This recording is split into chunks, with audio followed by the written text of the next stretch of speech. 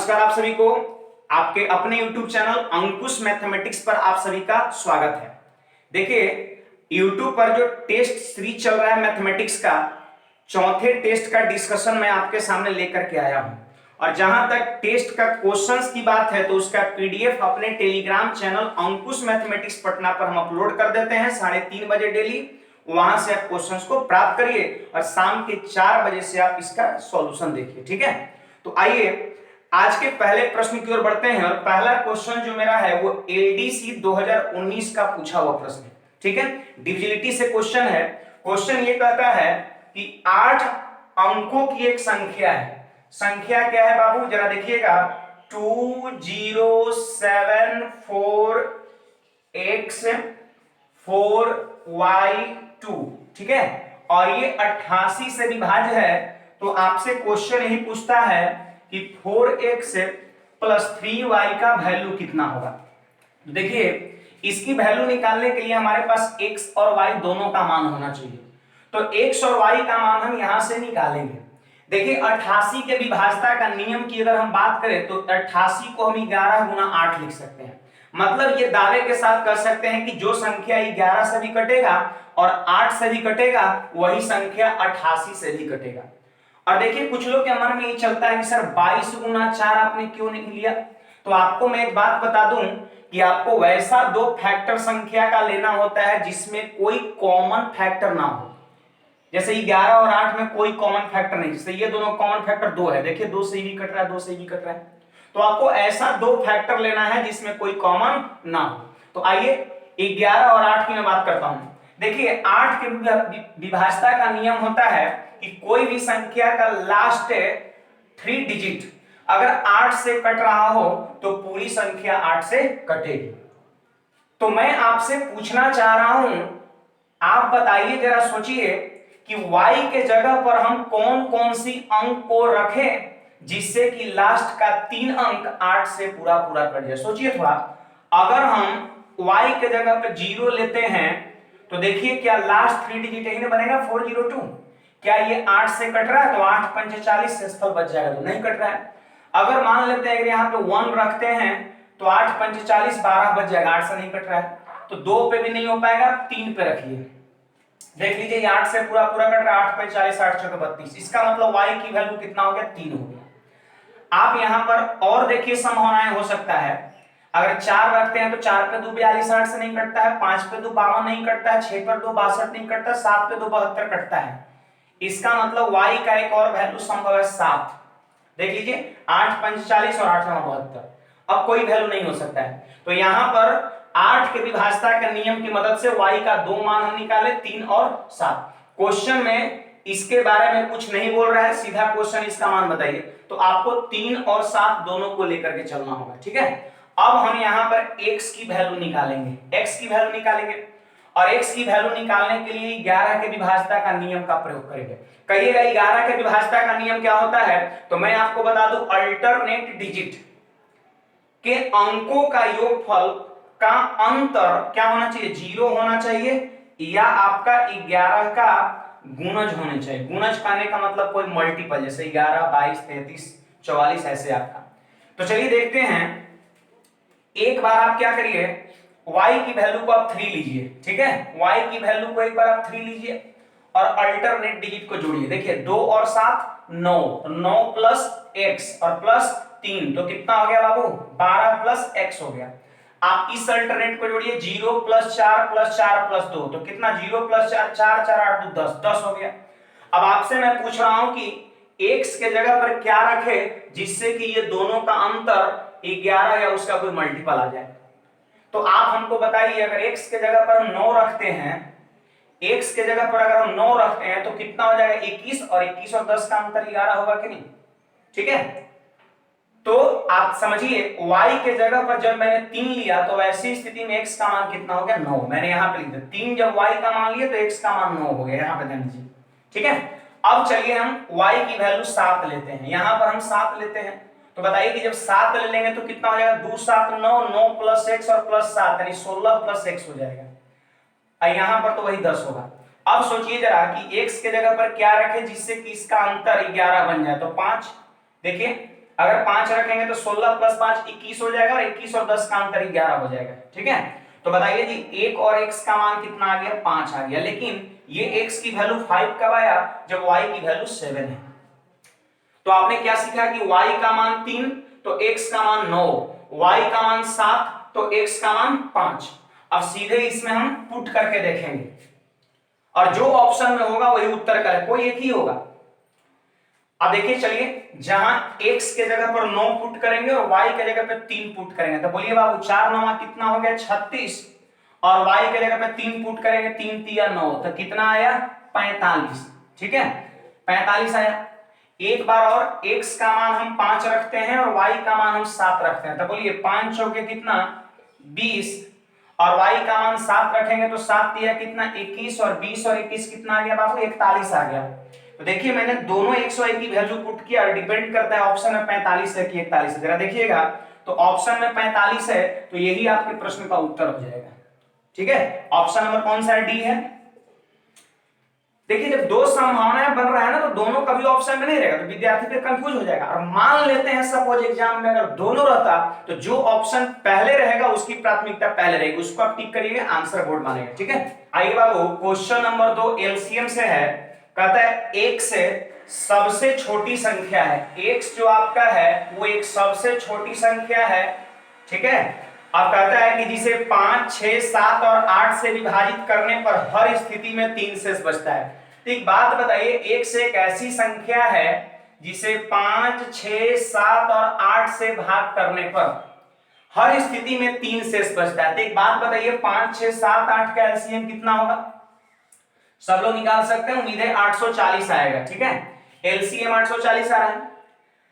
अब देखिए क्वेश्चंस कह रहा है कि 3 शेष बचता है, लेकिन जब संख्या 9 से विभाजित किया जाता है तो शेष नहीं बचता है। तो x के अंकों का योग बताइए। तो पहले आप संख्या तो निकालिए, संख्या को x से रिप्रेजेंट किया है, संख्या जब निकल जाएगा तो आराम से उसके हम डिजिट्स को जोड़ सकते हैं। तो देखिए एक बात आप हमको बताइए, संख्या यहां पर जो भी होगा, संख्या x है, वो जानते हैं क्या होगा 840 के और +3 के फॉर्म में होगा। ठीक है, के फॉर्म में होगा। कहिए इसका मतलब क्या हो गया, देखिए 840 से भाग देने पर शेषफल 3 बचता है, मतलब ये भाजक हो गया। अब जब भाग दिया गया होगा 840 से, तो या तो एक बार में भाग लगा हुआ, 2 बार में भाग लगा हुआ, 3 बार में भाग लगा होगा, 4 बार में भाग लगा होगा, है कि नहीं बात। तो जितने बार में भाग लगा होगा वो हमें नहीं पता है, तो उस भागफल को मैंने मान लिया k। ठीक है, तो देखिए भाजक और गुना भागफल, लेकिन शेषफल 3 बचता है, ये बात हमको पता है, तो प्लस में कितना कर दिए 3। आप बताइए संख्या इसी फॉर्म में होता है कि भाग दिया गया 840 से तो भाजक, अब कितना बार में भाग लगा नहीं पता है, उसको मैंने k मान लिया, तो भाजक गुना भागफल, शेषफल 3 बच रहा है, प्लस शेष 3। तो संख्या कुछ इसी प्रकार का होगा, लेकिन क्वेश्चंस का कंडीशन क्या है कि जो संख्या x है ना वो 9 से पूरा पूरा कटता है, अगर शेष नहीं बच रहा है इसका मतलब पूरा पूरा कट रहा है। तो आप सोचिए कि k का मान हम क्या रखेंगे जिससे कि ये 9 से कटने वाली संख्या मिल जाए। तो चलिए k का मान एक बार 1 रख के देखते हैं, तो 840 गुना 1 + 3 कितना होगा बाबू 843 होगा। आप हमको बताइए क्या ये 9 से कट रहा है, क्योंकि 9 से जो संख्या कटेगा वही x कहलाएगा, क्वेश्चंस का कहना है। तो 9 से कट रहा है, 8 4 12 3 15, 9 से नहीं कट रहा है, ये नहीं लेंगे, तो हम k का मान क्या करते हैं 2 लेते हैं। तो देखिए 840 गुना 2 कितना हो जाएगा बाबू 1680 हो जाएगा, और 3 जोड़ देंगे 1683 हो जाएगा। क्या ये 9 से कटता है, 1 और 6 7 8 15 3 18, अंकों का योगफल 18 हो गया 9 से कटने वाला, मतलब ये 9 से कटेगा। तो हम पकड़ लिए यही छोटी से छोटी संख्या है 1683, यही संख्या है, यही मेरा संख्या है 1683। लेकिन हमसे संख्या थोड़े पूछता है, हमसे अंकों का योगफल पूछता है, तो सारे डिजिट को जोड़ दीजिए 1 + 6 + 8 + 3, तो 6 और 1 7 8 15 3 18 आपके क्वेश्चन का आंसर हो जाएगा। ठीक है, कौन सा ऑप्शन होगा बाबू, बी नंबर होगा। कुछ लोग के मन में चल रहा है क्या सर ये k की वैल्यू 1 2 3 4 5 ऐसा इतना कभी लंबा भी आ सकता है क्या, तो मैं आपको बता दूं मैक्सिमम मतलब 3 4 तक ये चीजें पकड़ में आ जाता है, सब सेटिंग रहता है। देखिए बाबू क्वेश्चन नंबर 3 जो है हमारा एलिगेशन का क्वेश्चन है, और क्वेश्चंस का कहना है कि एक बर्तन में एसिड और वाटर जो है वो 32 लीटर है। आपको मैं बता दूं कि एसिड और वाटर जो है वो कुल मिलाकर के 32 लीटर है बर्तन में। क्वेश्चंस का कहना है कि जिसका रेशियो जो है वो 5:3 है। अगर एसिड और वाटर की रेशियो की अगर हम बात करें तो 5:2 क्या है आपका 3 है। ये एसिड का रेशियो है और ये वाटर का रेशियो है, 5:3 है। फिर इसके बाद कहता है कि जब बर्तन में से 12 लीटर घोल निकाले जाते हैं। एक बात बताइए, पहले से घोल कितना था बर्तन में 32 लीटर, और जब इसमें से हम 12 लीटर निकाल लेंगे तो आप ही हमको बताइए कितना लीटर बच जाएगा, 20 लीटर।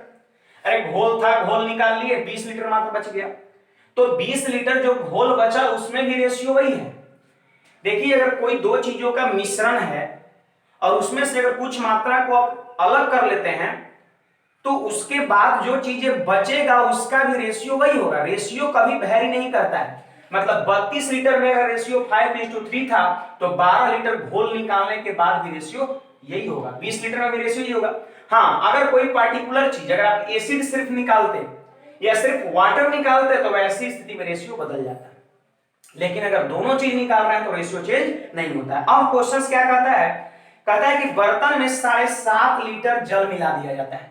एक बात बताइए कि 20 लीटर अगर घोल अभी है तो आखिर कितना कितना है, तो 20 लीटर को क्या 5:3 में आप बांट सकते हैं। आता है सबको किसी संख्या को रेशियो में बांटना।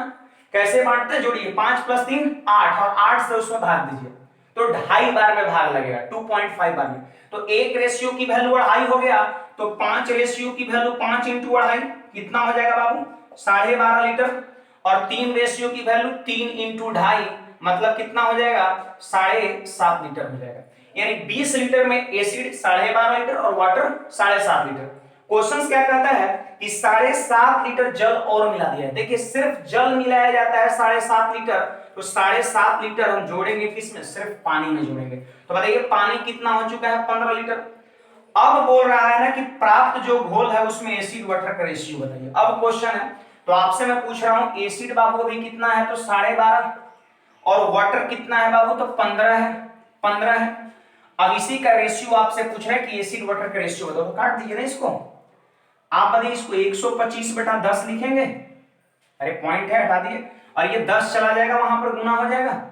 अब 25 से 5 बार में, 25 से 6 बार में, तो 5:6 आपके क्वेश्चन का आंसर हो जाएगा। आइए क्वेश्चन नंबर 4 कहता है एक निर्वाचन क्षेत्र में कुल मतदाताओं में से 55% पुरुष है। एक बात बताइए, एक क्षेत्र में टोटल मतदाता अपने आप में कितने परसेंट हो सकते हैं, 100%। और क्वेश्चंस का कहना है कि मेल जो है वो कुल मिलाकर के बाबू 55% है। और अगर हम फीमेल की बात करें तो बताइए आप ही 100 में से अगर हम 55 को घटा देंगे तो 45% बचेगा कि नहीं। यानी हम कह सकते हैं कि उस निर्वाचन क्षेत्र में पुरुष 55% है और महिला कितना है, 45% है। अब प्रश्न क्या कहता है जरा ध्यान दीजिएगा कि 40% पुरुष निरक्षर है और 40% महिलाएं साक्षर है। तो निरक्षर महिलाओं की तुलना में साक्षर पुरुष की संख्या कितना परसेंट अधिक है। देखिए क्वेश्चन जो है निरक्षर महिला और साक्षर पुरुष से। साक्षर मतलब हो गया लिटरेट शिक्षित, और निरक्षर हो गया इलिटरेट अशिक्षित हो गया। तो साक्षर पुरुष में शिक्षित और महिला में अशिक्षित से मेरा क्वेश्चन है। तो आइए पुरुष कितना है जी, 55% है। अब क्वेश्चन कहता है कि 40% पुरुष निरक्षर है। एक बात बताइए, जितने भी पुरुष हैं अपने आप में 100% है और उसका ये 55% का 40% जो है वो निरक्षर है, तो आप बताइए कि इसका 60% जो होगा वो साक्षर होगा कि नहीं होगा, साक्षर होगा, लिटरेट होगा। तो मैं पूछ रहा हूं कि 55 का 60% कितना होगा, 55 का 60% कितना होगा। तो आप ऐसे भी कर सकते हैं कि 55 गुना 60/100, 20 से 3 बार में, 20 से 5 बार में, 5 से 11 बार, कितना हुआ, 33 हो गया। कितना हो गया बाबू, 33 हो गया। यानी हम कह सकते हैं कि मेल जो है 33%, मेल में 33% लोग ऐसे हैं, 55 में 33 जो है वो साक्षर है।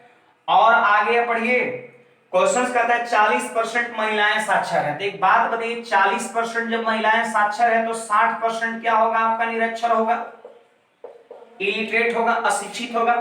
तो मैं पूछ रहा हूं 45 का 60% कितना होगा, तो क्या आप बता सकते हैं? 27 हो जाएगा। ठीक है, तो बताइए फीमेल में 27 अशिक्षित और मेल में 33 आपका शिक्षित। क्वेश्चन से ये कहता है कि निरक्षर महिलाओं की तुलना में कितना है? 27। साक्षर पुरुष की संख्या कितना परसेंट अधिक है? देखिए 27 से 33 कितना परसेंट अधिक है, इससे तुलना करना है। तो बताइए ज्यादा कितना है बाबू? 6, और तुलना इससे करना है तो इसको कहां लिखेंगे? नीचे। और कितना परसेंट? गुना 100 कर दिया। हमको परसेंट अधिक निकालना है, तो अधिक है 6 27 पर, तो 6 बटा 27 गुना 100। काटिए बाबू, 3 से 2 बार में और 3 से 9 बार में। अब देखिए 200 बटा 9 हो गया, तो इसको हम क्या बोलेंगे? 22.2/9%। ऑप्शन नंबर कौन सा हो जाएगा? बी हो जाएगा। आइए बाबू क्वेश्चन नंबर 5 आपके सामने है। एक दुकानदार 150 रुपए प्रति किलोग्राम की दर से एक वस्तु खरीदता है। 150 रुपए प्रति किलोग्राम की दर से खरीदता है, तो आप बताइए बाबू सीपी कितना हो गया? 150 रुपया। जानते हैं 1000 ग्राम का हो गया। 150 रुपए प्रति किलो का मतलब क्या है कि 1000 ग्राम वस्तु आपका 150 रुपए में खरीदता है। फिर कहता है कि 15% वस्तु बर्बाद हो गया। तो एक बात बताइए कि 1000 ग्राम का 15%, तो 10% की वैल्यू 100, तो 15% की वैल्यू 150। अरे कोई भी संख्या का 10% निकालना हो, एक अंक के पहले डेसिमल बैठाते हैं। तो 10% की वैल्यू 100, तो 5% की वैल्यू 50, तो 15% की वैल्यू 150। तो 150 ग्राम बाबू बर्बाद हो गया, तो इसमें से आप 150 माइनस कर लीजिए ना, यानी हम कहेंगे 850 ग्राम जो है सो बचा हुआ है। अब अगर हम बेचना अगर हमें बेचना चाहें, अगर हम बेचना चाहें तो हम 850 ग्राम को ही बेच सकते हैं, क्योंकि यही बचा है।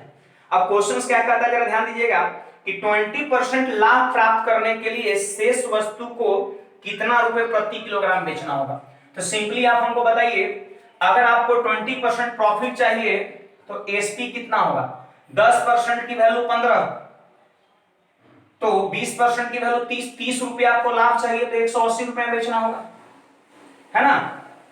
850 ग्राम, तो हम कहेंगे चूंकि 850 ग्राम बेचना होगा 180 रुपया में, ठीक ना।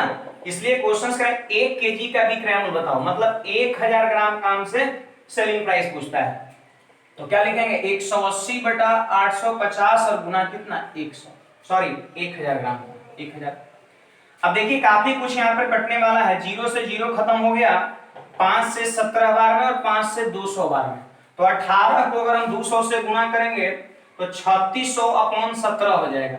भाग दीजिए बाबू, 17 दूना 34 और 2 पर 0 20, तो 17 एकम 17 और 3 पर 0 30, तो 17 एकम 211 पूर्णांक समथिंग होगा, 211 पूर्णांक समथिंग होगा। मैं देख पा रहा हूं ऑप्शन जो है डी नंबर हो जाएगा, 211.13/17। ठीक है, इतना रुपए केजी आपको बेचना होगा। सिंपल सी बात है कि 150 रुपया में हम 1000 ग्राम खरीदे, इसका 15% 150 हुआ जो बर्बाद हुआ, तो बचा कितना? 850 ग्राम। अब हमको 20% प्रॉफिट चाहिए, तो इसका 10% की वैल्यू 15, तो 20% की वैल्यू 30 रुपए लाभ चाहिए। 150 रुपए की वस्तु है तो बेचना पड़ेगा 180 में। और बताइए 180 रुपए में बेचना है और बचा हुआ है कितना? 850 ग्राम। तो क्वेश्चन क्या है कि 1 केजी का विक्रय मूल्य बताओ। तो चूंकि 850 ग्राम का विक्रय मूल्य इतना रुपया, इसलिए 1000 ग्राम इक्वल टू व्हाट। ठीक है, देखिए आपको समझ में आ रहा है नहीं आ रहा है, ये सारी चीज को आप हमें कमेंट में बताइए, आपको कैसा लग रहा है ये सारी चीज बताइए। एक और खास बात, आज ही मैंने सुबह में 9 बजे सीआई का इंट्रोडक्शन वीडियो अपलोड किया है यूट्यूब पे।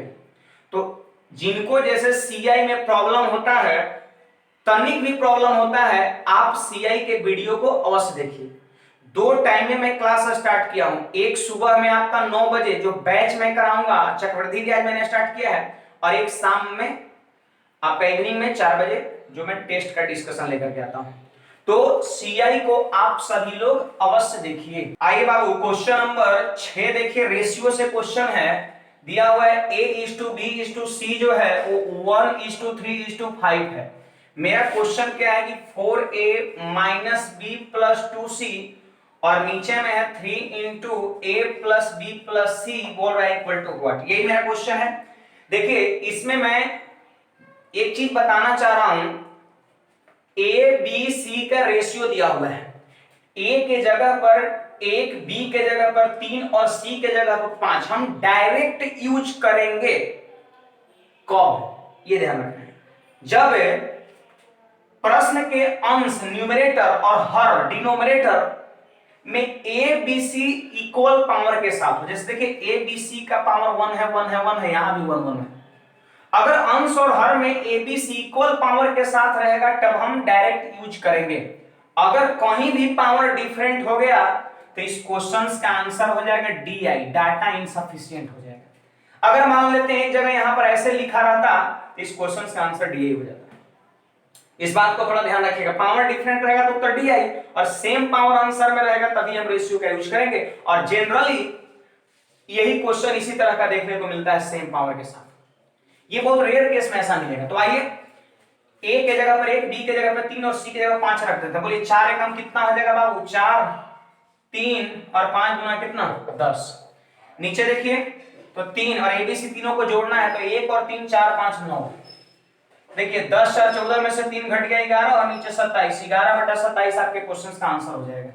देखिए इसको बोलते हैं कंटिन्यूड फ्रैक्शन, क्रमवार भिन्न, वैसा भिन्न जिसका अंश, देखिए मूल भिन्न मेरा यही है और हर ब्रांच के रूप में हो। देखिए ये ब्रांच के रूप में, एक शाखा के रूप में, इसको बोलते हैं क्रमवार भिन्न। और देखिए आप सभी लोग बस यहां नजर डालिए मैं क्या कर रहा हूं, देखिए समझिएगा, लिखने की जरूरत नहीं है। यहां सिंपली इसकी क्रिया हम अंतिम से करते हैं। बताइए इसका एलसीएम तो सब लोग ले सकते हैं, तो बोलिए क्या हो जाएगा, x + 1/x। अरे होगा कि नहीं, ध्यान दीजिएगा सब लोग, यहां बस ध्यान दीजिए, ये हो जाएगा x + 1/x। सबसे नीचे वाला x कहां चल जाएगा, ऊपर, यहां आ जाएगा, तो नीचे से ये हट जाएगा। समझते जाइए। फिर देखिए आप इसकी क्रिया हम करेंगे ऐसे, धीरे धीरे इसको छोटा कर देना है, तो x + 1 यहां जाएगा और प्लस x, तो देखिए मैं लिखता हूं यहां पर x + 1, ठीक ना, और ये एलसीएम है, सबसे नीचे वाला पोर्शन तो ऊपर चला जाएगा, x + 1 ऊपर चल जाएगा ये वाला। अब बताइए x 2x + 1 नीचे बचा, देख लीजिए जरा, 2x + 1 नीचे बचा। फिर से एक बार यहां पे एलसीएम लेंगे 2x + 1, तो सबसे नीचे 2x + 1 है वो कहां चल जाएगा, ऊपर, ठीक है, और ये यहां पर। अब बताइए क्या बचा, 2x और x कितना, 3x और 1 1 2, यानी यहां पे आपका हो गया 3x और +2 हो गया, ठीक है। अब चलिए यहां पर हम क्रॉस मल्टीप्लीकेशन कर देंगे तो बोलिए कितना हो जाएगा, 16x + 8, और यहां पे कितना हो जाएगा, 15x + 10। देखिए 16x जाके घट जाएगा 15x में से, तो x हो गया और 10 आ गया इस तरफ, ठीक है। एक मिनट, 15x 16x में से घटा तो x, और 8 जाके 10 में से घटा 2, यानी x की वैल्यू कितना हो जाएगा बाबू, 2 हो जाएगा। तो नीचे से इसकी क्रिया करते हैं, इस बात को आपको ध्यान में रखना है। देखिए इसको और में आप थोड़ा सा ऐसे ही माथा लगा सकते हैं। आप हमको बताइए कितना था, 5/8 था, ठीक है ना। तो पिछले तरीके में मैंने क्या किया था कि लेफ्ट साइड जो टर्म था उसको मैंने सॉल्व किया था। इस बार 5/8 को हम एलएचएस वाले के फॉर्म में लिखेंगे। एक बात बताइए, ध्यान दीजिएगा यहां भी सब लोग, ये 5 को जब सबसे नीचे की संख्या को ऊपर ले जा सकते हैं तो सबसे ऊपर की संख्या को भी नीचे ला सकते हैं। तो लाइए इसे 5 को हम नीचे लाएंगे तो यहां पे क्या बच जाएगा बाबू, 1 बच जाएगा, ठीक है। तो इसको लिखिए 1, और 5 से भाग देंगे 8 में तो एक बार में भाग लगेगा और शेषफल बचेगा 3। देख लीजिए जरा, फिर क्या करेंगे बाबू जरा ध्यान दीजिए, अरे 5 से एक बार में भाग लगा, शेषफल 3 बचा, ऊपर लिख दिए बटा 5, देखिए 5 3 8/5। फिर क्या करेंगे बाबू जरा ध्यान दीजिए, ये सबसे ऊपर है तो 3 को नीचे में लाएंगे और यहां पे लिख देंगे हम 1, ठीक है। अब देखिए, अब 3 से भाग देंगे 5 में तो एक बार में भाग लगेगा और शेषफल बचेगा 2, ठीक है। अब बताइए बाबू, ये फिर से 2 को हम नीचे लाएंगे, यही करते रहना है, ये 2 को फिर नीचे लाना है तो ऊपर 1 बच जाएगा। अब ये जो मेरा मिला, अब ये जो हमको मिला इसको कंपैरिजन कर देना है। किससे कंपैरिजन करना है, अच्छा 1 मिनट और, एक स्टेप यहां पे और बढ़ने वाला है, देख लीजिए ध्यान दीजिए, 1/, 1 प्लस 1/1 प्लस, अब देखिए 2 से भाग देंगे 3 में तो एक बार में भाग लगेगा और शेषफल 1 बचेगा 1/2। अब जो एलएचएस में इसके पहले जो चीजें दिया हुआ था आप उसको देखिए तो सबसे नीचे में x था, देख लीजिए आप, यहां सबसे नीचे में 2 है, इसका मतलब x बराबर कितना 2। तो आप ऐसे भी इसको आप तोड़ सकते हैं, आपको जो बेहतर लगे आप करिए। देखिए बाबू क्वेश्चन नंबर 8 जो है लिखता है root under 19 minus root under 19 minus root under 19 minus dot dot dot dot dot, ये इंफिनिटी तक गया है, इसी का मान पूछ रहा है। देखिए इसमें हम दो चीज बता रहे हैं, दो फॉर्म बता रहे हैं, है ना। एक आपका जो है पहला फॉर्म है, इस तरह का ऑप्शन होता है। देखिए इसके लिए एक फॉर्मूला हम यूज करेंगे, under root 4a plus 1 plus minus 1/2। ये पहली चीज है। एग्जाम में ऑप्शन इस पे भी बेस्ड होता है, नहीं तो एक और चीज मैं आपको बता रहा हूं, आंसर में ये भी हो सकता है, आपका सेकंड वाला भी हो सकता है। देखिए जब भी इस तरह का क्वेश्चन हो, इसके लिए हम इस फॉर्मूले का प्रयोग करेंगे।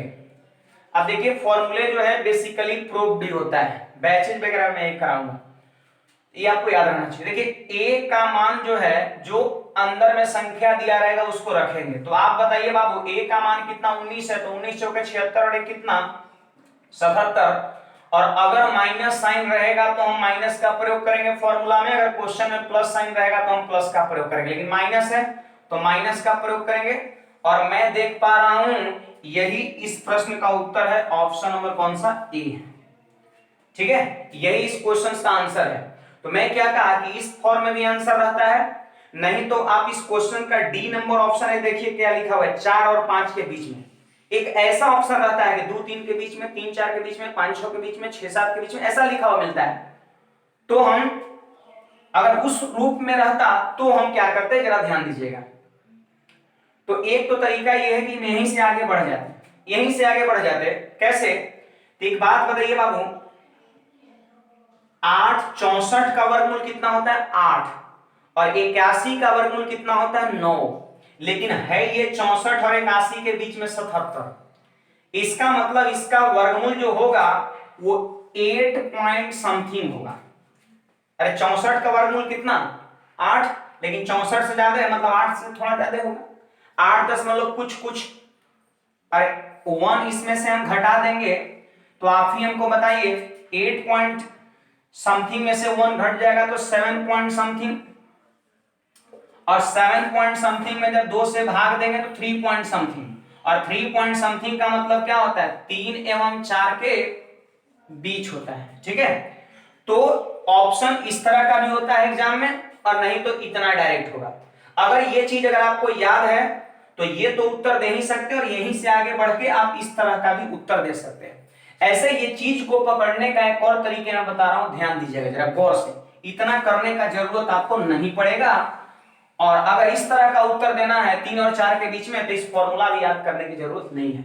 मैं आपसे पूछ रहा हूं, सब लोग बताइएगा, 19 से पहले वह कौन सी संख्या है जिसको एक अंतर के फैक्टर में तोड़ा जा सके, मतलब वैसा फैक्टर में तोड़ा जा सके जिसके बीच का डिफरेंस 1 हो। तो आपका जवाब होगा 12।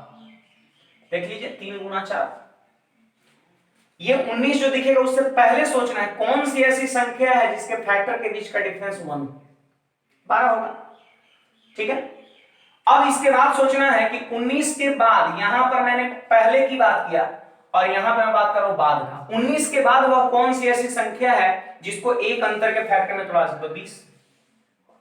20 का मतलब देख लीजिए 4 गुना 5, ठीक है। क्लियर है इतना बात, एक पहले का देखना है, एक बाद का देखना है, और फैक्टर्स के बीच का डिफरेंस 1 होनी चाहिए। अब क्वेश्चन में देखिए साइन क्या है, सब जगह माइनस है, तो माइनस जब रहे तो छोटा फैक्टर को लेते हैं, यहां पर 3 ले लेंगे और यहां पर 4 ले लेंगे। अब बोल देंगे 3 और 4 के बीच में, 3 और 4 के बीच में।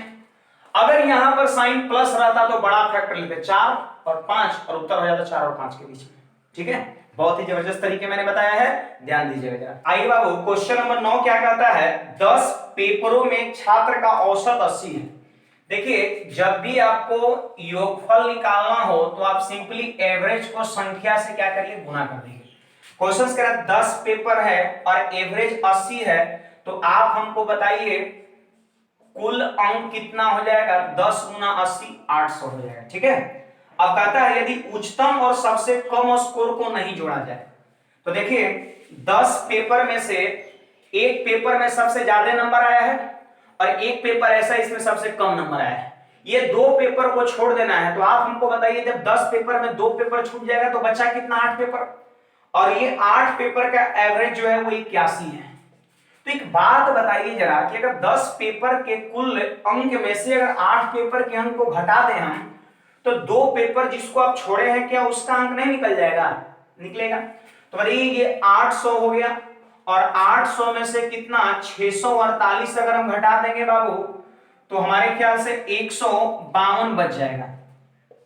और 152 अंक जो आपका बचा ये दो पेपर का है, किसका किसका, हाईएस्ट और प्लस लोवेस्ट का।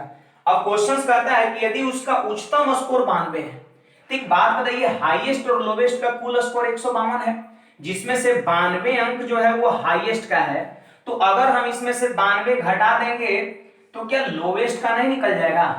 लोवेस्ट स्कोर कितना है, और यही मेरा क्वेश्चन है, तो लोवेस्ट स्कोर 60, यही आपके प्रश्न का उत्तर हो जाएगा। देखिए बाबू क्वेश्चन नंबर 10 कहता है किसी कार का चालक अपने से 260 मीटर आगे का स्कूल बस देखता है। लीजिए बाबू यहां पर आपका क्या है, कार है और यहां से 260 मीटर आगे जो है एक बस है। ठीक है, ये कार देखा उस बस को। अब क्वेश्चन कहता है कि 2 मिनट बाद स्कूल बस 640 मीटर पीछे हो जाता है यदि कार की चाल 45 किलोमीटर प्रति घंटा है। तो क्वेश्चन कह रहा है बस की स्पीड बताओ क्या है। देखिए यहां पर एक लाइन बीच वाला जरा ध्यान दीजिए, कार देखिए 260 मीटर पीछे था कार, और 2 मिनट में मात्र जानते हैं बस को 640 मीटर पीछे कर देता है। तो एक बात बताइए पहले तो कार पहुंचा होगा ही 260 मीटर, अरे पहले तो 260 मीटर जब कवर किया तब तो बस के करीब गया होगा, बस के पास गया होगा, लेकिन 2 मिनट में कार किया क्या है 640 मीटर पीछे कर दिया, मतलब कार बस तक पहुंचा ही नहीं, उसको 640 मीटर पीछे भी कर दिया। इसका मतलब जानते हैं कार कितना दूरी तय किया है, 260 प्लस 640, जरा जोड़ दीजिए 900 मीटर की दूरी तय किया है। तो ये दूरी का काम कर जाएगा 900 मीटर। ठीक है, और स्पीड एक का दिया है दूसरे का निकालना और टाइम भी दे रखा है 2 मिनट, तो क्या चाल बराबर दूरी बटा समय हम यूज कर लेंगे। तो बताइए जी दोनों का डायरेक्शन सेम है तो स्पीड घटेगा कि नहीं, घटेगा। तो चाल बराबर दूरी बटा समय, तो देखिए 900 मीटर की दूरी और 2 मिनट मतलब 120 सेकंड में। ठीक है, तो ऑप्शन जरा देखिए तो किलोमीटर पर आवर में स्पीड चाहिए, तो ये मीटर पर सेकंड है, क्या दिक्कत है, किलोमीटर पर आवर बदलने के लिए 18/5 से गुना कर देंगे। अब देखिए आप जरा काटिए, तो ये 600 है तो 300 से 2 बार में और 300 से ये 3 बार में और 2 से कितने बार में, 9 बार में। 9 3 27, 27 आके 45 में से घट गया, भी उस तरफ चला गया, तो भी बराबर कितना 18 किलोमीटर प्रति घंटा। आइए बाबू क्वेश्चन नंबर 11, यदि 40 पुरुष प्रतिदिन 12 घंटे कार्य करते हुए किसी काम को 8 दिन में पूरा करते हैं, ध्यान दीजिएगा, तो कितने पुरुष प्रतिदिन 4 घंटे काम करते हुए 16 दिन में पूरा करेंगे। देखिए MDH मसाला सब लोग जानते हैं, MDH मसाला याद रखना है, बहुत काम की चीज है।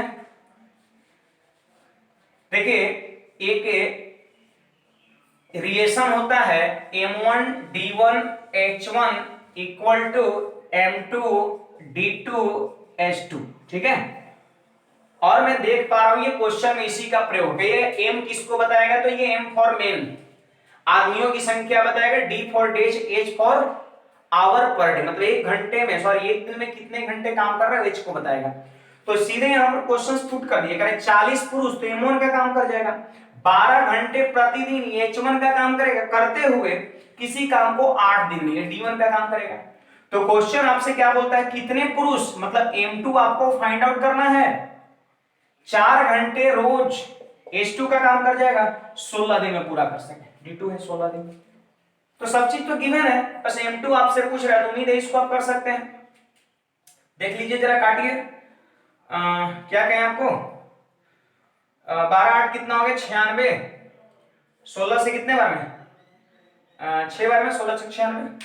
और 4 से कितने बार में, 10 बार में, 10 6 60। M2 की वैल्यू कितना, 60। मतलब 60 पुरुष को लगाना होगा काम पे। ऑप्शन नंबर सी हो जाएगा। उम्मीद है आप सभी लोगों को बहुत बेहतर समझ में आ रहा होगा। अगर तनिक भी आपको क्वेश्चन में कहीं डाउट हो जाता है तो वीडियो को आप बैक करके देखिए, फिर भी डाउट रह जाता है तो आप कमेंट में लिखिए, मैं उसका जवाब जरूर दूंगा। और आप ये भी बताइए कैसा आपको लग रहा है, और लोगों के बीच थोड़ा शेयर भी करिए, ठीक है। आइए नेक्स्ट क्वेश्चन की ओर बढ़ते हैं। देखिए क्वेश्चन नंबर 12 क्या कहता है, एक बेलनाकार स्तंभ, एक सिलेंडर है। देखिए एक सिलेंडर है, एक सिलेंड्रिकल कह सकते हैं खंभा है, स्तंभ है, जिसका वक्र पृष्ठ 264 मीटर स्क्वायर है। वक्र पृष्ठ का मतलब ये चारों तरफ वाला होता है। और मैं आपको बता दूं, सबको पता भी होगा, बेलन का वक्र पृष्ठ होता है 2 पाई RH, और ये दे रखा है 264। ठीक है, एक बात बताइए, 2 से कट जाएगा कितने बार में, 132 बार में। अब क्वेश्चन क्या करे, इसका आयतन, वॉल्यूम, वॉल्यूम का मतलब इसके अंदर का जगह। तो आयतन होता है, जानते हैं क्या, पाई R स्क्वायर H होता है। ठीक है, पाई R स्क्वायर H होता है। अगर इसको हम ऐसे लिख दे तो क्या दिक्कत है, पाई RH इंटू R, वही तो हो गया R इंटू R स्क्वायर। और ये दे रखा है कितना, 924 दे रखा है। एक बात बताइए जी, पाई RH की वैल्यू 132 है, यहाँ बैठा नहीं देंगे, पाई RH की जगह बैठा देंगे 132। तो 132 गुना R हो गया 924, और मैं देख रहा हूं 132 से ही कट रहा है कितने बार में, 7 बार में। ठीक है, तो R की वैल्यू आ गया बाबू कितना, 7। R की वैल्यू 7 मतलब त्रिज्या इस बेलन का आ गया 7। अब एक बात बताइए, अगर R की वैल्यू 7 हम यहां बैठा देंगे तो क्या H नहीं निकल जाएगा? अरे बोलिए ना, H निकल जाएगा। या कहीं भी बैठाइएगा R का मान, चाहे इसमें या इसमें, कहीं भी H आपका निकल जाएगा, और H तो जरूरी है। तो चलिए इसको हम ऐसे फर्स्ट कह देते हैं, और फर्स्ट में देख लीजिए R की वैल्यू 7 हम पुट करेंगे। तो बोलिए क्या है, पाई, पाई मतलब कितना, 22/7, और R का मतलब 7 और गुना H, यही ना, पाई RH बराबर कितना, 132 है।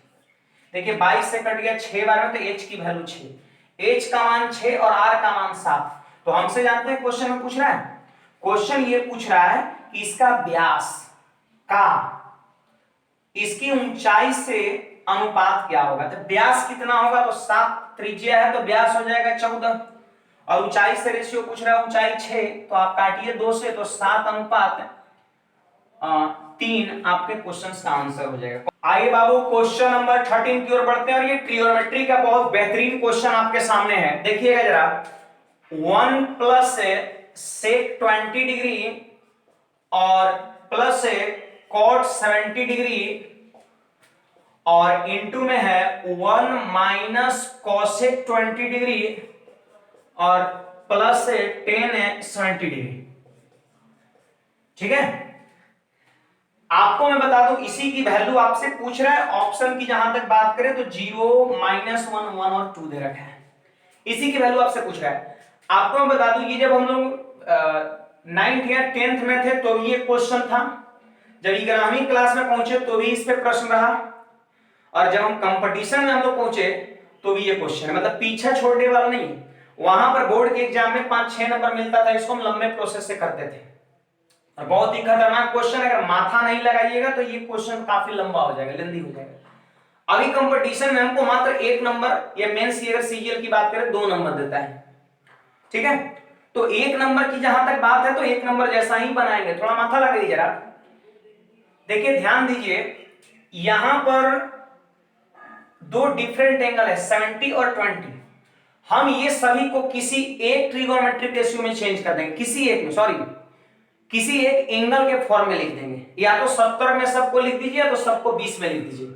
तो देखिए यहां पर हम इसको 70 में लिखना चाह रहे हैं। मैं आपसे पूछ रहा हूं कि सेक 90 माइनस थीटा बराबर क्या होता है, कॉसेक थीटा होता है। मतलब सेक कॉसेक में बदलता है। देखिए मैं कैसे बदल रहा हूं, सेक बदलता है कॉसेक में, सेक बदलता है कॉसेक में, और 20 डिग्री था ना, तो 90 में से 20 घटा देंगे कितना 70। मतलब ऐसे आसानी से चेंज कर सकते हैं। इसको चेंज करना है तो कॉसेक बदलता है किसमें सेक में, और 90 में से 20 घटा देंगे 70, मतलब कॉसेक 20 और सेक 70 दोनों बराबर है, ठीक ना। तो बताइए यहां पर हम क्या लिख सकते हैं, सेक 70 लिख सकते हैं, सेक 70 लिख सकते हैं, ठीक है। आप देख पा रहे हैं मैंने सारा को क्या किया, चेंज कर दिया एक ही एंगल में, एक ही एंगल में मैंने चेंज कर दिया, मतलब ये समझिए एक तरह से थीटा का काम कर रहा है, सब जगह एंगल सेम है। देखिए थोड़ा सा माथा लगाना पड़ेगा प्रश्न को अगर जल्दी करना है। अब देखिए यहां पर हम वैल्यू पुटिंग का एक कॉन्सेप्ट होता है ट्रिगोनोमेट्री में, जो बहुत बड़े बड़े प्रश्नों को बहुत आसान कर देता है। और वैल्यू पुटिंग का कॉन्सेप्ट ये है कि जब ट्रिगोनोमेट्रिक रेशियो आपका मिक्स हो, मिला जुला हो, देखिए ना tan भी है, cot भी है, sec भी है, cosec भी है, तो वैसी स्थिति में थीटा का मान हम क्या करते हैं 45 डिग्री पुट करते हैं, ठीक है। तो मैं वही करने वाला हूं, आप जरा बताइए 1 प्लस और cosec 45 की वैल्यू कितना होगा बाबू √2 और cot 45 की वैल्यू कितना 1, ठीक है। फिर यहां पर 1 माइनस sec 45 कितना हो गया √2 और tan 45 1, तो इसको क्या बोलेंगे 1 1 2 प्लस √2, और यहां क्या बोलेंगे 1 1 2 माइनस √2।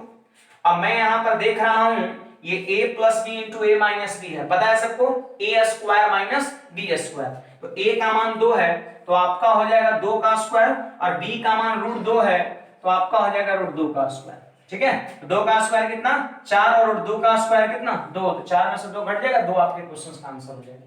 तो ऐसे इस क्वेश्चंस को बहुत आसानी से आप कर सकते हैं, ठीक है। जब ट्रिगोनोमेट्रिक रेशियो मिक्स रहता है, मिला जुला हुआ, तो थीटा का मान हम 45 पुट करके क्वेश्चंस को बहुत आसानी से कर सकते हैं। आइए बाबू नेक्स्ट क्वेश्चन हम 14 की ओर बढ़ते हैं, और ये मेरा हाइट एंड डिस्टेंस से क्वेश्चन है। एक टावर के पाद से मतलब उसका जड़ एक पहाड़ी के शीर्ष का उन्नयन कोण 60 डिग्री है। देखिए बाबू ये टावर है, ये टावर हो गया, ठीक है, ये टावर हो गया, टावर हो गया, ये टावर हो गया, टावर हो गया, और टावर के जड़ से पहाड़ी के शीर्ष से, ये पहाड़ी हो गया ये, अब पहाड़ी के शीर्ष का जो उन्नयन कोण है वो 60 डिग्री है। देखिए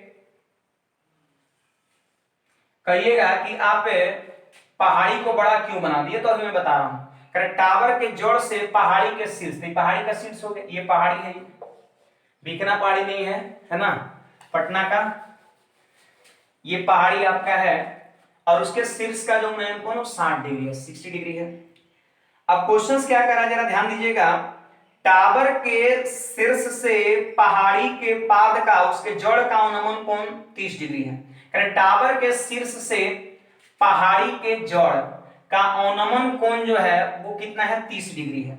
आपको मैं बता दूं बाबू कि अवनमन कोण और उन्नयन कोण बराबर होता है, अवनमन कोण ऊपर बनता है, उन्नयन कोण नीचे, और दोनों आपस में अल्टरनेट एंगल से बराबर होता है। तो आप 30 डिग्री अगर उन्नयन कोण लिखते हैं अवनमन कोण, तो कोई दिक्कत नहीं है। देखिए ये 30 डिग्री दे रखा है।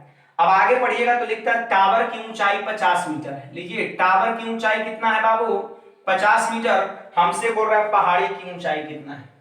और जानते हैं जितने भी ऑप्शंस है ना, सारे ऑप्शन 50 मीटर से ज्यादा है। पहाड़ी की ऊंचाई पूछ रहा है, इसका मतलब पहाड़ी का वैसे बड़ा होगा, ऑप्शन को देख के भी कर सकते हैं। नहीं तो फिर ये एंगल 30 डिग्री है, स्लोप कम है मतलब ये पोर्शन नीचा होगा, और ये 60 डिग्री स्लोप ज्यादा है मतलब ये पोर्शन ऊंचा होगा। समझे बात को? तो हम देखते हैं पहाड़ी की ऊंचाई कितना होनी चाहिए। तो आइए हम हमेशा कहते हैं कि जब भी हाइट एंड डिस्टेंस का क्वेश्चन हो आप रेशियो मेथड से बनाया करिए। देखिए अगर यहां पर 60 डिग्री दे रखा है तो tan 60 का मान बताइएगा सब लोग जल्दी, √3/1, तो tan 60 होता है √3/1, तो √3/1 लंब बटा आधार।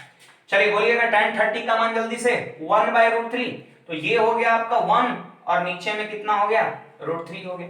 याद रखना 30 डिग्री 1/√3 और 60 डिग्री √3/1। एक बात बताइए, ये वाला डिस्टेंस तो सेम है, तो रेशियो भी क्या होना चाहिए, सेम ही होना चाहिए।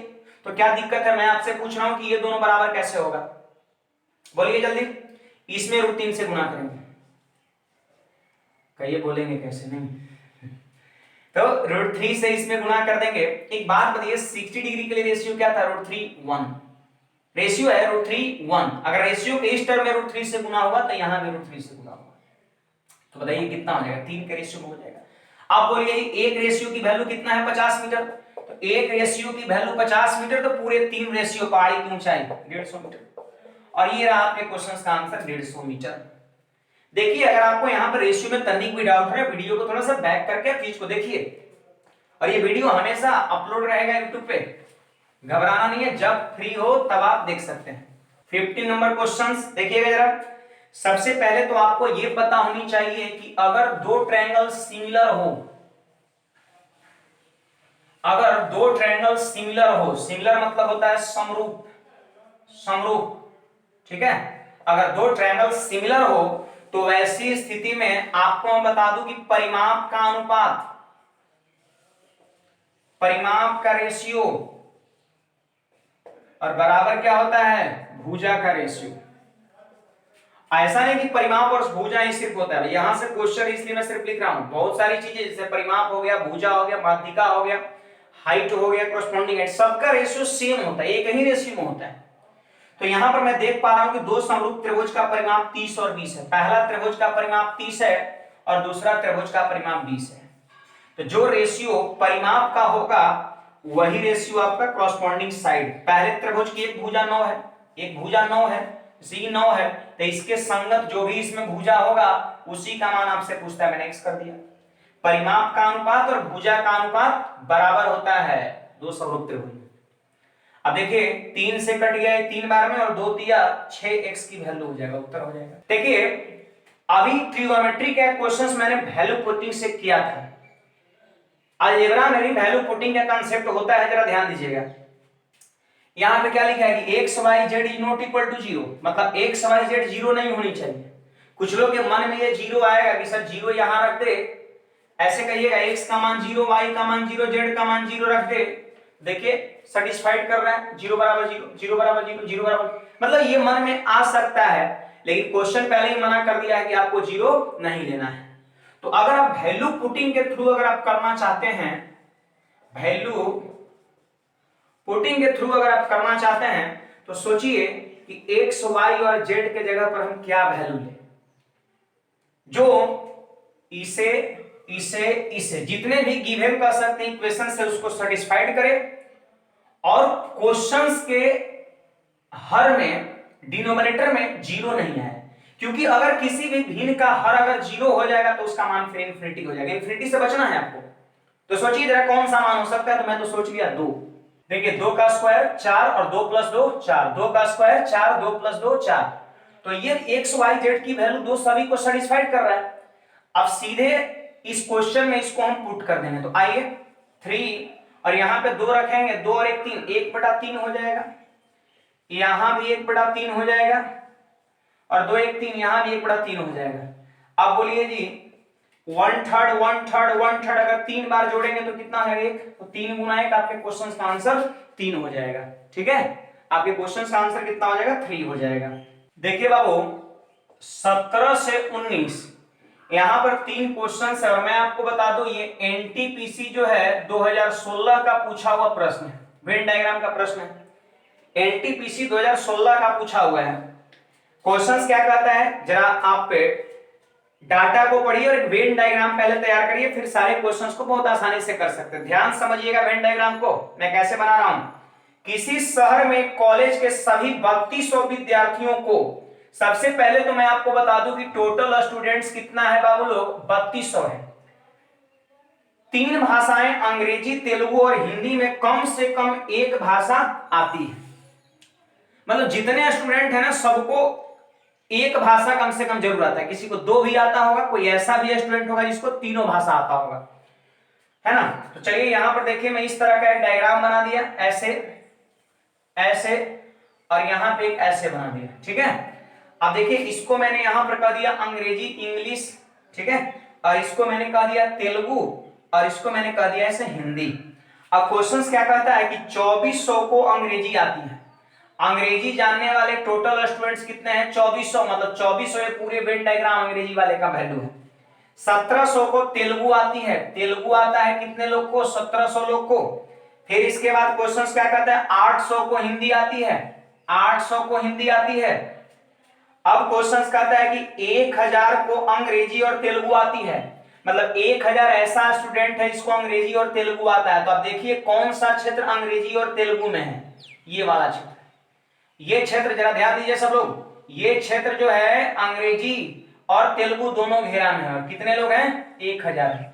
अगर क्वेश्चन कहता है कि 1000 केवल अंग्रेजी और तेलुगु, केवल लगा देता तो 1000 सिर्फ इसकी वैल्यू होता। आगे पढ़िए जरा, 500 को अंग्रेजी और हिंदी आती है, अंग्रेजी और हिंदी आती है 500 लोग को। देख लीजिए यहां पर इसकी वैल्यू कितना हो गया? 500 हो गया। ठीक है, 500 हो गया। फिर इसके बाद क्या कहता है? 300 को तेलुगु और हिंदी आती है, 300 को तेलुगु और हिंदी आती है। तो ये रहा, ये रहा 300 को अंग्रेजी और तेलुगु और हिंदी आती है। बिल्कुल सही बात है, हिंदी है तेलुगु है 300। फिर क्वेश्चन कहता है कि 100 को तीनों भाषाएं आती है, मतलब 100 लोग ऐसा है जिसको तीनों भाषा आता है। तो आप हमको बताइए वह कौन सा क्षेत्र ऐसा है जो तीनों में है? तो ये वाला क्षेत्र। तो यहां मैंने बैठा दिया 100। ठीक है, अब थोड़ा बताइए ये पूरा का मान कितना है? ध्यान दीजिए, 1000 जिसमें 100 तो ये कितना? 900। ये है 500 जिसमें 100 तो ये कितना? 400। और ये पूरा 300 जिसमें 100 तो ये कितना? 200। ठीक है, और बताइए जरा, ये पूरा इंग्लिश वाले का घेरा कितना है? 2400। तो जोड़िए 9 4 1300 और 100 कितना? 1400। तो 1000 बचा वो केवल हिंदी जानने वाला। देखिए इस जगह पर अकेला जो रहेगा उसको बोलेंगे केवल इंग्लिश। देखिए 900 और 100, 1000 और 1200 है कितना? 1700। तो बचा 500, मतलब 500 लोग ऐसा है जो केवल तेलुगु जानता है। 800 है पूरा हिंदी जानने वाला। जोड़िए 400 और 100, 500 और 200, 700, 700। तो 100 बचा हुआ है ना, तो 100 को हम यहां पे लिख देंगे। तो 100 केवल हिंदी जानने वाला है। ठीक है, अब सुनिए जरा, ध्यान दीजिए सब लोग, यहां पर क्वेश्चन नंबर 17, क्वेश्चन नंबर 17 पे आइए। देखिए कहता है कितनों को केवल हिंदी आती है? केवल हिंदी कितने लोग को आती है? केवल हिंदी, तो हिंदी में देखिए अकेले है, तो केवल हिंदी जानने वाले 100 लोग हैं। आंसर क्वेश्चन नंबर हम 18 पे आते हैं बाबू, जरा ध्यान दीजिएगा सब लोग। कितने को तीनों में से एक भी भाषा नहीं आती है? 0 उत्तर हो जाएगा। आप चाहे तो ये सारे डाटा को जोड़ सकते हैं। 1000 प्लस 900 1900 और 500 कितना? 2400 और 100 कितना? 2500 और 400 2900 और 200 3100 और 100 3200। 3200 स्टूडेंट था और ये सारा स्टूडेंट कहीं ना कहीं यहां पर है। सबको जोड़िए ना, 3200 पूरा हो रहा है। इसका मतलब 3200 स्टूडेंट को कुछ ना कुछ जरूर आता है। केवल तेलुगु आता है, केवल अंग्रेजी आता है, केवल हिंदी आता है, दोनों विषय आता है, तीनों आता है। तो क्वेश्चंस करें कितने स्टूडेंट ऐसा है जिसको कुछ नहीं आता है? 0। 0 आपके क्वेश्चंस का आंसर हो जाएगा, 18 का आंसर 0 हो जाएगा। आइए क्वेश्चन नंबर 19 पे बढ़ते हैं। करें कितनों को तीनों में से केवल एक भाषा आती है? केवल एक भाषा कितने लोग को आता है? देखिए 1000 लोग ऐसा है जिसको केवल अंग्रेजी आता है, 500 लोग ऐसा है जिसको केवल तेलुगु आता है, और 100 लोग ऐसा है जिसको केवल हिंदी आता है। जोड़ दीजिए बाबू, तो 1000 और 500 1500 और 100 कितना? 1600 और 1600 आपके क्वेश्चन का आंसर हो जाएगा। ठीक है, तो उम्मीद है आप सभी को वेन डायग्राम समझ में आया होगा। और ये बहुत ही VVI है, ये बहुत ही महत्वपूर्ण क्वेश्चन है खास करके रेलवे एग्जाम के लिए। देखिए क्वेश्चन नंबर 20 से ये भी क्वेश्चन जो है LDC 2019 का प्रश्न है, जरा ध्यान दीजिएगा। देखिए क्वेश्चन एसएससी और रेलवे में दोनों का उठा रहा हूं, सारे विद्यार्थी को ये टेस्ट फायदा करेगा। ठीक है, बस ध्यान से पढ़िए, मन लगा करके। देखिए 3 पे power 4th root of x है, फिर इसके बाद है 4 के पावर जो है वो क्या है? देख लीजिए 4th रूट ऑफ x है, और फिर यहां पर 5 के पावर क्या है? 4th रूट ऑफ x है। तो क्वेश्चन आपसे ये बोल रहा है कि x का मान कितना होगा। क्वेश्चन यही कह रहा है कि x की वैल्यू बताओ, और जहां तक ऑप्शन की बात है तो 16 है, 8 है, 2 है और 4 है। तो सबसे पहली बात तो ये यहां पर है कि ये 4th रूट है। अगर आप ऑप्शन भी थोड़ा ऑब्जर्व करिएगा तो मैं देख पा रहा हूं 4 ऑप्शन में सिर्फ एक ही ऑप्शन ऐसा है जिसका 4th रूट लिखा जा सकता है। दिख रहा है आपको? एक ही ऑप्शन ऐसा है जिसका 4th रूट लिखा जा सकता है। क्यों नहीं लिखा जा सकता है? 16 को लिखेंगे 2 के पावर 4 और ये फोर्थ रूट से पावर 4 खत्म, कितना हो गया 2 हो गया। मतलब ये हुआ कि अगर x के जगह पर हम 16 लेते हैं, क्योंकि देखिए 4 ऑप्शन में सिर्फ इसी का फोर्थ रूट पॉसिबल है, इस सबका पॉसिबल नहीं है। 16 का फोर्थ रूट कितना होता है 2, तो अगर मान लेते हैं x के जगह पर हम 16 लेते हैं अकॉर्डिंग टू ऑप्शन, तो ऐसी स्थिति में कितना हो जाएगा 2 हो जाएगा, और यहां भी कितना हो जाएगा 2 हो जाएगा, और यहां भी 2 हो जाएगा।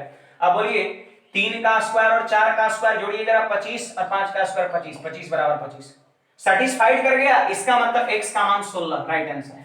ठीक है, देखिए आज का डिस्कशन कंप्लीट हुआ और आप सारे लोग जितने भी आपके मित्र हैं सारे लोग के बीच ये चीज शेयर करिए, ज्यादा से ज्यादा लोगों का फायदा हो, ये मेरी प्रयास है। ठीक है।